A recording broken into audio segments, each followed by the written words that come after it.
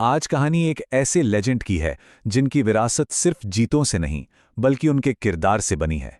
जी हां, हम बात कर रहे हैं हॉकी के जादूगर मेजर ध्यानचंद की। चले एक सवाल से शुरू करते हैं। अच्छा, बदला लेने का सबसे बेस्ट तरीका क्या हो सकता है? जरा सोचिए इस बारे में, क्योंकि ध्यानचंद की कहानी ना इसका एक ऐसा जवाब देती है जो आपको हैरान कर देगा। तो चलिए कहानी में थोड़ा और अंदर चलते हैं और जानते हैं उस एक लम्हे के बारे में जिसने ध्यानचंद के किरदार को पूरी दुनिया के सामने लाकर रख दिया। तो सीन कुछ ऐसा था।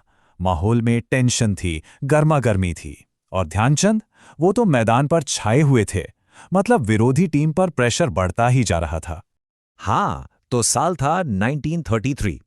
पंजाब रेजिमेंट और सैपर्स एंड माइनर्स टीम के बीच एक जबरदस्त मुकाबला चल रहा था। और बात सिर्फ जीत की नहीं थी, दांव पर तो इज्जत लगी थी। अब हो ये रहा था कि विरोधी टीम के खिलाड़ी उनसे बॉल छीनने की हर कोशिश कर रहे थे, लेकिन कोई कामयाब ही नहीं हो पा रहा था। ध्यानचंद का जादू चल रहा था और सामने वाली टीम की फ्रस्ट्रेशन वो बस बढ़ती ही जा रही थी।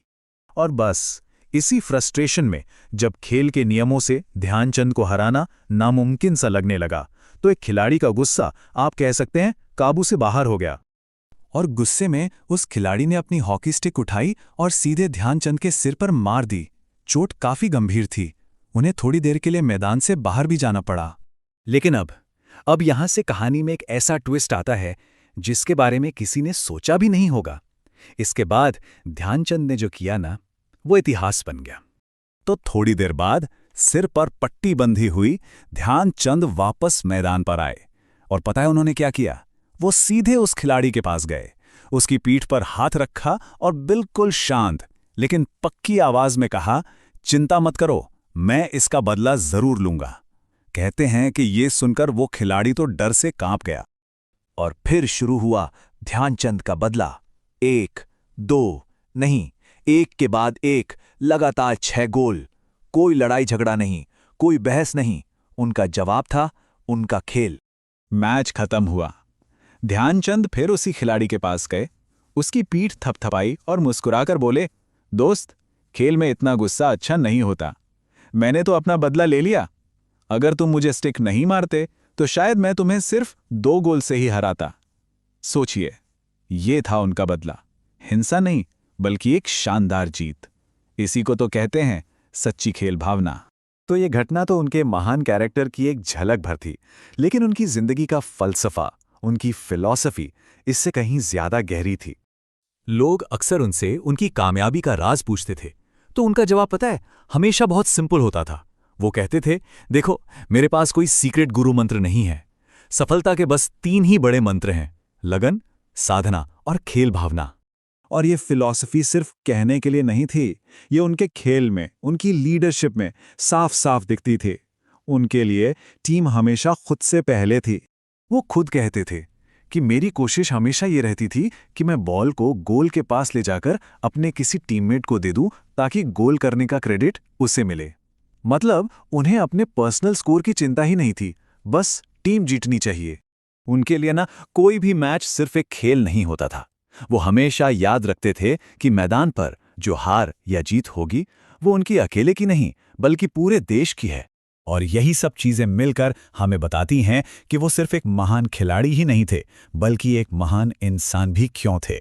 बात है 1936 के बर्लिन ओलंपिक्स की। वो भारतीय टीम के कप्तान थे और वहां उनके खेलने के अंदाज ने, आप कह सकते हैं, पूरी दुनिया पर जादू कर दिया। बस तभी से लोगों ने उन्हें हॉकी का जादूगर कहना शुरू कर दिया। तो ध्यानचंद की कहानी से हमें क्या सीखने को मिलता है? लीडरशिप जो बातों से नहीं, काम से दिखती है। बदले की एक नई परिभाषा, टीम को हमेशा खुद से ऊपर रखना, और लगन, साधना और सच्ची खेल भावना जो आज भी हम सबको प्रेरणा देती है। और अब हम आपको इसी सवाल के साथ छोड़े जाते हैं। ध्यानचंद की कहानी सुनने के बाद जरा सोचिए, एक असली चैंपियन को क्या चीज डिफाइन करती है? सिर्फ जीत या फिर जीतने का तरीका? चलिए अब इस कहानी से कुछ जरूरी बातों को फटाफट रिवाइज कर लेते हैं। पहला सवाल था कि ध्यानचंद ने जो अपने विरोधी से कहा उससे उनके बारे में क्या पता चलता है, और इसका जवाब बहुत साफ है, ऑप्शन बी और डी। वो बदला लेना जानते थे लेकिन सही तरीके से, और उन्हें खेल भावना का असली मतलब पता था। दूसरा सवाल कि लोग उन्हें हॉकी का जादूगर क्यों कहते थे, तो जैसा हमने देखा, वजह थी उनका लाजवाब स्किल। यानी जवाब है ए, उनके हॉकी खेलने का वो कमाल का हुनर। अच्छा, उनकी कामयाबी का राज क्या था? उनका सीक्रेट क्या था? उनका मंत्र, लगन, साधना और खेल भावना। और आखिर में ऐसा क्या था जिससे लगता है कि वो दूसरों को खुद से पहले रखते थे? दो बातें। एक, गोल का क्रेडिट टीममेट्स को देना, और दूसरा, ये मानना कि जीत या हार पूरे देश की होती है,